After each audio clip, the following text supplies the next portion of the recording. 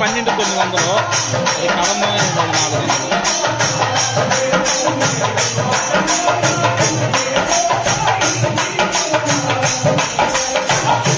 బంతిపూలు మళ్ళీ 60 రూపాయలు లెక్క వస్తుంది. 60 బంతిపూలు అవి 150. రోజా మాత్రం అంతవరకు 900 పన్నెండు మాత్రం అదొక 400 వస్తుంది.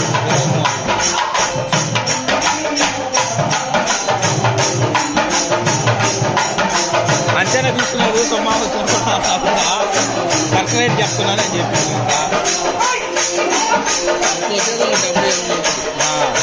ఇంకా పెరిగిపోద్ది ఇప్పుడు దసరాకి ఇంకా